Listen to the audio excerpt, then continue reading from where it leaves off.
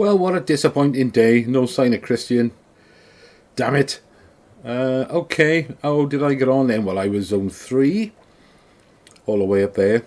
Now, I was surprised to see it that low. Now, I know quite a few of you guys went a lot lower than I did, because I went near the average. But my concern was, if they took into consideration the guy in the right in the stripes, then really they couldn't go any lower than where my cross was, because he's clearly looking up a lot higher.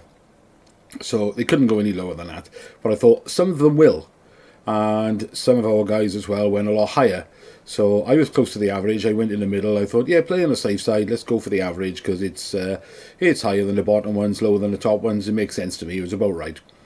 But it could have been anywhere, because we did have quite a big spread.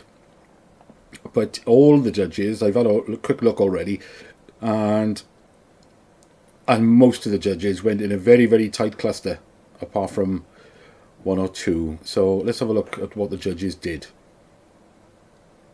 So here's the initial judging before they take anybody out. And you can see here, look, there's how many judges are there today? Eight judges. So there's 6 of them in quite a tight cluster. One a bit higher and one up there.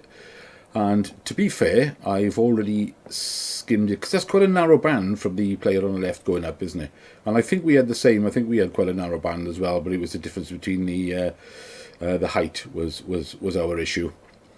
But I always sort of maintained that I was going to stay higher than the bottom ones, because he's looking higher. But it all depended whether they took his eye into consideration or not, and basically I don't think many of them did.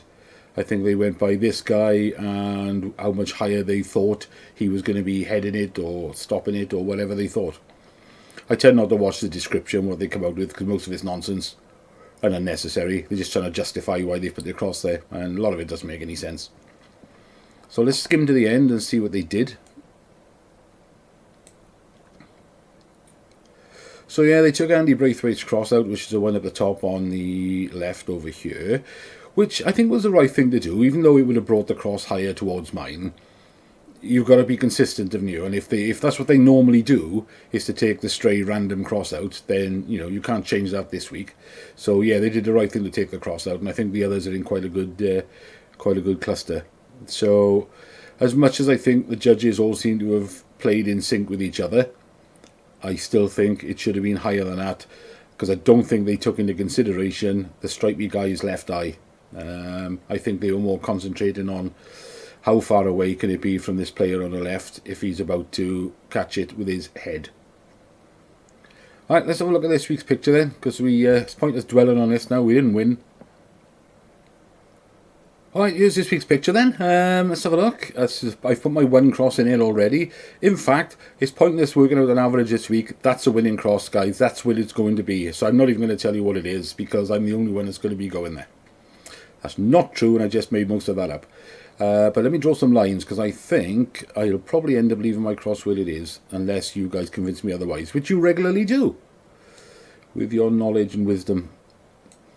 So if I draw a line from him, so he looks like he's looking about that direction, sort of higher than the level of his head. And then if I look at this guy over on the left, he looks to me like he's looking in about that direction. That looks about not too far off to me. Let's draw another line up there. I've just drawn a line from his eyes through mine just to see if it makes sense. See, to me it does.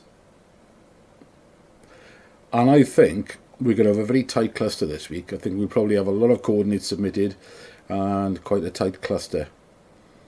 So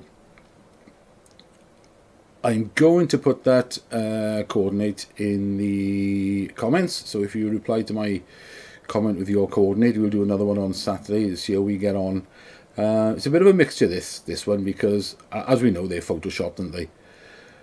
And I don't think this guy has headed it yet, this guy on the right, because his head is back, and his head would be forward and his arms would be back if he'd headed it. So he's waiting for it to come down, isn't he, for the look of it, so he can catch it on his head. But that's where I think it is. I think that's a winning cross. I'm not playing any more than that. That's all I'll need to win next week. Right. What have I done on Revcomps this week? Well, obviously I didn't win the camper van last night, otherwise I'd have been all excited about it, and I'm not because I didn't win. Don't think I played for anything else last night. I can't remember. I think it might have been just, yeah, I think it was just a camper van. There's nothing really catches my eye now for Thursday, but I thought this one here, this Range Rover and the boat, was a bit too much to miss. I know it's a lot of tickets, 20,000 tickets, but you can take the Range Rover and a £75,000 cash alternative instead of the boat if you want. Well, I got nowhere to keep the boat, and I wouldn't want the Range Rover either. So I take the cash for the boat, 75 grand. And when I look to see what these Range Rovers are selling for, 2018 autobiography, I think they were selling for about the 60,000 mark. So I'd probably punt that out of the trade for about 50, 55, somewhere around there. So that would be, 100 and, help me out here, 125, 135 grand, something like that. That's a good payout. So I had to have a one ticket on that just to be in it, I suppose. Now, at the end of the draw last night, I had a look at what they've got now for next Monday. They've got an ideal Vauxhall Corsa for Kev, because Kev's after an automatic car, and it's 3,999 tickets, and I believe the tickets are £5.47 because they're discounted for a couple of days. So that's the same odds and roughly the same price as when I bought tickets for the car I won. So that's a good gamble there. I did buy a ticket on this Mercedes GLA 220D. I'm not quite sure why. I think it's because it was low odds. It was 3,999. I thought, yeah, I'll grab a ticket for the sake of grabbing a ticket because it's low odds, and if I win, I'll just probably sell it. But of course, I have to have a ticket or two on the Pop Top Camper, as you all know, because I bring it up every week that I'm after a camper van now.